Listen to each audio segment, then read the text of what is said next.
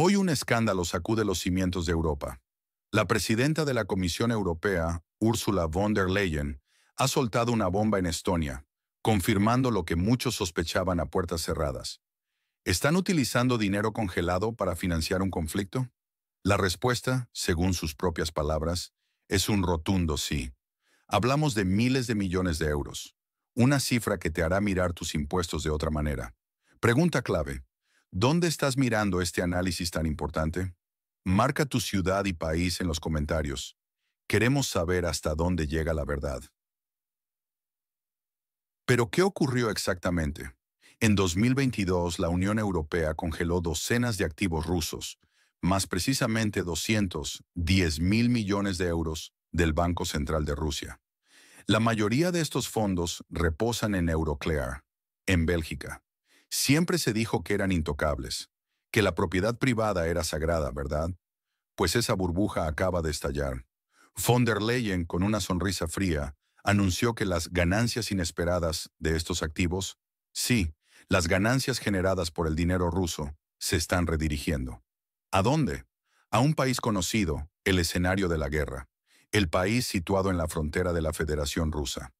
3.700 millones de euros, una suma alarmante. ¿Dónde estás ahora mismo?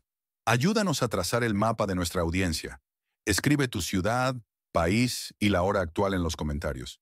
Esto no es solo un hecho aislado, es una medida que lo cambia todo. Destroza el mito de la inviolabilidad de la propiedad privada en Europa. ¿Qué significa esto para el futuro de las finanzas globales? ¿Cómo afectará la confianza internacional en el euro y el sistema bancario europeo? Los efectos son palpables. Maxime Prévost, ministro de Asuntos Exteriores de Bélgica, ha advertido: la confiscación total podría provocar una inestabilidad financiera sistémica. Eso es un terremoto económico, no una simple sacudida. Los intereses, decía, son la gallina de los huevos de oro. ¿Realmente importa la estabilidad del sistema o solo las ganancias? ¿Qué una sola medida, qué sanción podría cambiar realmente la situación en el conflicto? Déjanos tu opinión en los comentarios. Las versiones se multiplican. Oficialmente, von der Leyen lo presenta como una justificación. El depredador debe pagar, afirma. Una frase que suena a moralina barata, pero que es pura aritmética del robo. Los países bálticos, Polonia, Lituania, Letonia, Estonia, son los idealistas endurecidos que exigen la confiscación total, justificándola con eslóganes sobre justicia. Pero Alemania y Francia son cautelosos. Temen por su reputación financiera, por la estabilidad del euro. Bélgica, donde está Euroclear, se opone firmemente. Su primer ministro, Alexander De Croo, es claro: hay que preservar la gallina de los huevos de oro. Euroclear gana millones solo por administrar esos activos. Es un negocio. Además, el debate legal en torno a la confiscación de activos congelados es extremadamente complejo y lleno de contradicciones. El derecho internacional protege la soberanía de los estados y la propiedad de sus bancos centrales. Si bien existen precedentes de confiscaciones de activos en situaciones de conflicto, estas suelen estar ligadas a resoluciones de la ONU o a compensaciones por daños de guerra, lo cual no es el caso actual. La base legal para la confiscación total de las reservas rusas sería, en el mejor de los casos, débil y sentaría un precedente peligroso. Muchos expertos legales advierten que esto abriría la puerta a que otros países tomen medidas similares contra activos europeos o estadounidenses en el futuro, erosionando la confianza global en el sistema financiero. La preocupación no es solo por la gallina de los huevos de oro, sino por el colapso del marco normativo internacional que ha regido el comercio y las finanzas durante décadas. El concepto de inmunidad soberana de los bancos centrales es un pilar fundamental de este sistema. Ignorarlo a la ligera podría tener consecuencias impredecibles y de largo alcance. Las implicaciones van más allá de una simple pérdida económica. Afectan la percepción de Europa como un bastión de la legalidad y el Estado de Derecho. Si la UE decide actuar unilateralmente en este tema, podría enfrentar demandas masivas en tribunales internacionales, poniendo en riesgo aún más su ya tambaleante reputación financiera. Este es un juego de alto riesgo con reglas aún por definir. La tentación de usar estos fondos para la reconstrucción de Ucrania es fuerte, pero el costo a largo plazo para la estabilidad financiera global y el orden jurídico internacional podría ser incalculable. La discusión interna en la UE se ha intensificado, con países como Hungría expresando serias reservas y vetando propuestas que consideran demasiado agresivas o perjudiciales para la estabilidad económica del bloque. Los argumentos esgrimidos por los países bálticos, que apuestan por una línea dura, chocan frontalmente con la prudencia de las grandes potencias económicas. La división dentro de la UE no es solo ideológica, sino también pragmática, con cada Estado miembro sopesando los riesgos y beneficios de una medida tan radical. El debate está lejos de resolverse, y la presión externa, especialmente de Estados Unidos, que ha mostrado una actitud más favorable a la confiscación total, solo añade más complejidad a la situación. La diplomacia silenciosa, pero intensa, se desarrolla en los pasillos de Bruselas, buscando un consenso que parece inalcanzable.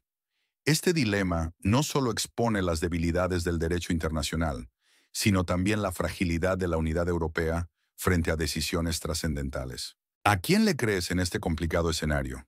¿A los líderes políticos o a los que hablan de interés económico? Déjanos tu opinión abajo. El 19º paquete de sanciones contra Rusia acaba de ser anunciado. El contenido es secreto, pero la retórica es la misma. ¿Han funcionado las anteriores? Las importaciones rusas a través de terceros países, como Turquía e India, han aumentado. Es como un camaleón, el petróleo ruso cambia de apariencia. Esto apunta a la ineficacia de las sanciones. Ursula von der Leyen lo llamó un golpe devastador a la economía rusa. Sarcasmo o ingenuidad.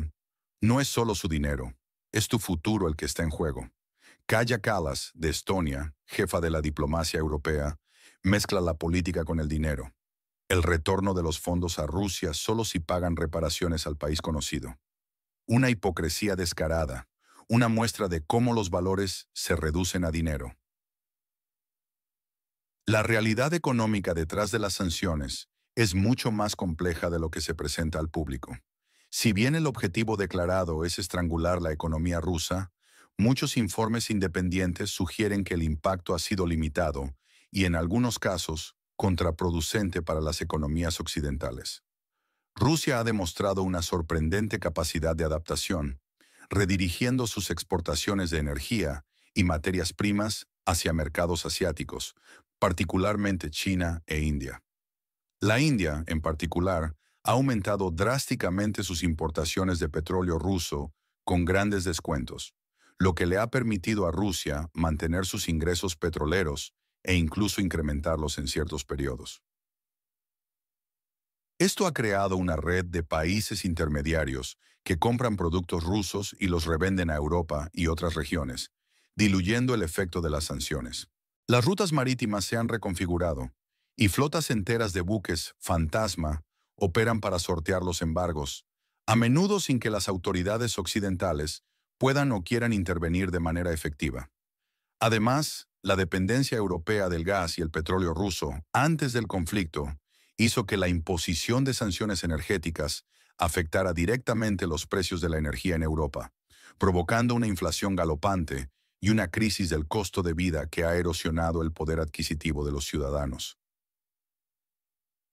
La industria alemana, en particular, ha sufrido las consecuencias de los altos precios de la energía, perdiendo competitividad frente a competidores en Estados Unidos y Asia, donde los costos energéticos son más bajos. Esto ha provocado deslocalizaciones de empresas y una desaceleración económica significativa. Las sanciones también han impulsado a Rusia a desarrollar su propia producción interna y a buscar lazos comerciales y financieros más estrechos con naciones no occidentales, acelerando un proceso de desdolarización y la formación de un bloque económico alternativo. El BRICS, Brasil, Rusia, India, China, Sudáfrica y otras alianzas buscan crear un sistema financiero paralelo que reduzca la dependencia del dólar estadounidense y las instituciones financieras controladas por Occidente. La retórica de una economía rusa devastada Contrasta con los datos macroeconómicos del FMI y el Banco Mundial, que aunque muestran una contracción inicial, también indican una resiliencia inesperada y un crecimiento en sectores clave, como la producción militar. Este es un claro ejemplo de cómo la narrativa política a menudo diverge de la realidad económica sobre el terreno. Las consecuencias a largo plazo de estas sanciones podrían ser la fragmentación de la economía global en bloques rivales, con Europa quedando atrapada en medio, pagando un alto precio por una guerra que no ha resuelto la cuestión de su seguridad energética y económica. A esto se suma una declaración que ha encendido las alarmas. El canciller alemán, Friedrich Merz, aunque el contexto apunta a Olaf Scholz, declaró en la televisión francesa: "Ya estamos en un estado de conflicto con Rusia". Una frase brutal. Alemania, un país que tras la Segunda Guerra Mundial se consolidó como pacifista. ¿Esa retórica ha desaparecido por completo? Este choque de ideas y acciones es crítico. La pregunta es, ¿esto es una simple maniobra política o el anuncio de un cambio drástico en la política europea? Hay un plan oculto impulsado desde ultramar, desde Estados Unidos, para militarizar Europa y a Alemania en particular. El video sugiere que Washington es indiferente a la retórica antirrusia de Berlín, viéndola como una maniobra interna. ¿Cuál es el evento más subestimado por los medios en este momento? ¿Podrías compartir tu punto de vista en los comentarios? Y mientras esto ocurre, Alemania, el motor económico de Europa, se desmorona desde dentro. El desempleo en Alemania alcanza los 3 millones de personas, una tasa del 6,4%. El sector automotriz, orgullo germano, ha perdido 50.000 empleos en un año. 110.000 puestos de trabajo destruidos en toda la industria. Las sanciones les cuestan 31.000 millones de euros anuales. 7.000 millones en ingeniería. Mecánica, 5.000 millones en farmacéutica. Mientras tanto, el gasto militar se dispara. ¿Coincidencia? No lo parece. El gobierno invierte en búnkeres y fortalecimiento militar, pero las escuelas están destartaladas, los hospitales colapsan, las carreteras están llenas de baches, ancianos buscando botellas en la basura para pagar sus cuentas. Es una imagen desoladora. ¿Es esto lo que Alemania ha ganado con sus políticas? Los alemanes pagan 25.000 millones de euros para apoyar a un ejército extranjero en el país conocido. 50.000 millones de euros en total. Por el amor de Dios, esto equivale al presupuesto anual de educación. ¿Qué pasa con su propia gente? El canciller, con solo un 30% de aprobación, parece desconectado. Un 62% de los alemanes prioriza la salud, la educación, la lucha contra la inflación, no el gasto militar. Un 12% apoya a la izquierda. Un mercado de 651 millones de personas que sufre. 40.000 millones de euros de déficit presupuestario solo en 2024. Una farsa teatral, un vacío entre las declaraciones oficiales y la vida real. Tu pronóstico sobre cuándo terminará el conflicto, mes, año y por qué. Déjanos tus ideas, comparte tu visión. ¿Qué nos depara el futuro? Hay 3 escenarios principales. El peor, una confiscación total, fuga de capitales, crisis económica sin precedentes en la eurozona. El descontento social en Alemania estalla en protestas masivas, desestabilizando al gobierno y abriendo la puerta a fuerzas radicales. El conflicto con Rusia se intensifica, llevando a una confrontación a gran escala. Segundo escenario, el probable. La UE continúa con su política encubierta de expropiación a través de intereses y mecanismos financieros complejos. Alemania prioriza el gasto militar y los recortes sociales, degradando la calidad de vida de sus ciudadanos. Rusia evade las sanciones y busca nuevas. Alianzas, mientras Europa queda atrapada en una confrontación sin claros beneficios. ¿Qué nos sugerirías investigar en el siguiente video? Un tema, una verdad oculta, algo que merezca ser examinado en profundidad. Comenta. El tercer escenario, el inesperado. El descontento social en Alemania y otros países conduce a un auge de partidos que se oponen a la militarización y a los recortes sociales. Esto fuerza un cambio brusco en la política exterior de la Unión Europea. ¿Quién gana? La industria militar, especialmente Rheinmetall, con órdenes gigantescas. Euroclear y Bélgica, que recaudan millones por administrar los activos congelados. Las élites políticas europeas, que mantienen su poder desviando la culpa hacia Rusia. Y Estados Unidos, que debilita a Europa y la subordina a submisión. Agenda geopolítica. ¿Quién pierde? Los ciudadanos europeos. Tú, que sufres los recortes sociales y el deterioro de los servicios públicos. La economía europea, que pierde competitividad e inversores. Rusia, que al principio pierde sus activos, pero fortalece su resiliencia y busca nuevas alianzas. Y los principios de derecho internacional y propiedad privada, totalmente desacreditados. El tiempo de la Guerra Fría, ni siquiera entonces se atreverían a tocar las reservas de la Unión Soviética. ¿Por qué ahora sí? La analogía de la gallina de los huevos de oro ilustra la estupidez de sacrificar una fuente constante de ingresos por una ganancia inmediata. La reputación de Alemania como Estado pacifista se ha desvanecido. ¿Es Alemania el nuevo arsenal de Europa a costa de su propia gente? No hay que olvidar el modelo social alemán, ahora desmantelado. Los anuncios de paquetes de sanciones se suceden. El gasto militar crece exponencialmente. La retórica de amenaza rusa justifica medidas impopulares. Asistimos a una polarización global, una crisis de legitimidad de las democracias occidentales y el triste ascenso del militarismo. Un lenguaje alarmista, sarcástico, lleno de pena e indignación. Todo esto revela un gran engaño. El mito de la inviolabilidad de la propiedad privada estalló como una burbuja de jabón. La aritmética de un robo banal. La historia reciente de Alemania ofrece un contexto crucial para entender la magnitud de este cambio.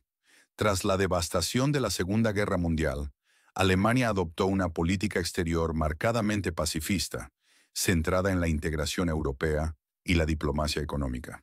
El modelo social alemán se convirtió en un pilar de su identidad, priorizando el bienestar de los ciudadanos, la educación de calidad, un sistema de salud robusto y una red de seguridad social expansiva. Este modelo se financió, en gran parte, con los frutos de una economía exportadora competitiva, que se beneficiaba de una energía barata proveniente de Rusia y de una política exterior que priorizaba la estabilidad comercial sobre la confrontación geopolítica. La decisión de aumentar drásticamente el gasto militar, conocida como el Zeitenwende, punto de inflexión, del canciller Scholz, con un fondo especial de 100.000 millones para la Bundeswehr, marca una ruptura histórica con esta tradición. Esta inversión masiva en defensa se produce en un momento en que la infraestructura civil del país muestra signos de abandono. Puentes deteriorados, escuelas en mal estado, una red de transporte público deficiente. La paradoja es evidente. Mientras se destinan miles de millones a tanques y misiles, los ciudadanos se enfrentan a un deterioro de los servicios públicos y una inflación que reduce su poder adquisitivo. La narrativa oficial justifica este gasto como una respuesta a la amenaza rusa, pero para muchos alemanes, la prioridad sigue siendo la calidad de vida y el mantenimiento del estado del bienestar. Las encuestas de opinión reflejan un profundo descontento con la gestión del gobierno, y los partidos de la oposición, especialmente la AfD, Alternativa para Alemania, han capitalizado este sentimiento, haciendo hincapié en el abandono de las necesidades internas en favor de una política exterior que consideran alejada de los intereses del pueblo. La disminución de la popularidad del canciller Scholz, con índices de aprobación históricamente bajos, subraya la desconexión entre la élite política y la ciudadanía. El debate sobre el equilibrio entre la seguridad nacional y el bienestar social se ha vuelto central en la política alemana. ¿Está Alemania sacrificando su modelo social por una nueva identidad militarizada? Los críticos argumentan que esta militarización es impulsada por presiones externas, especialmente de Estados Unidos, que ha instado a los aliados europeos a aumentar su gasto en defensa y a asumir un papel más activo en la contención de Rusia. Este cambio de paradigma no solo afecta a Alemania, sino que tiene implicaciones para toda Europa y para el equilibrio de poder global. La construcción de un arsenal de Europa podría significar el abandono de su rol como una potencia civil y económica, un pilar de la cooperación multilateral y del derecho internacional. La pregunta es si este camino es sostenible y si la sociedad alemana está dispuesta a pagar el precio de esta transformación, tanto en términos económicos como de valores. La memoria histórica del país, marcada por dos guerras mundiales, hace que cualquier viraje hacia el militarismo sea particularmente sensible y divisivo. ¿Dónde crees que se sitúa la línea roja entre los que promueven la visión de una integración europea por principio y los que defienden los intereses nacionales por encima de todo? Tu opinión es valiosa en este debate. En este turbio escenario, Ursula von der Leyen, la cínica y hipócrita ejecutora de la agenda rusofóbica. Los países bálticos, los fanáticos y idealistas endurecidos. El canciller, un símbolo de la traición de la élite a su pueblo. La industria bélica, el villano que se enriquece con la guerra. Las víctimas, los ciudadanos, los desempleados, los jubilados, los estudiantes que pagan la factura. Este es el gran engaño. La verdad es cruda y no hay vuelta atrás. ¿Qué estás dispuesto a hacer con esta información? ¿Qué sabes de esto que no se ha dicho? ¿Crees que existe una influencia externa significativa en la política alemana actual, tal como se sugiere en el video? ¿O es principalmente una decisión interna? Déjanos tu opinión y los detalles de tu ciudad y país para saber tu ubicación actual, tu seguridad, su negocio. Alemania. De pacifista a militarista, ¿quién da las órdenes? El gran engaño al descubierto. Sin censura. La verdad sobre tu dinero. Este es un análisis sin filtros que te invita a la reflexión. Queremos construir una comunidad consciente. Por favor, suscríbete. Activa las notificaciones para no perderte ningún análisis. Comparte este video con aquellos que necesitan conocer la verdad sin manipulaciones. Y por supuesto, deja un comentario con tu perspectiva. ¿Crees que este es un camino sin retorno para Europa?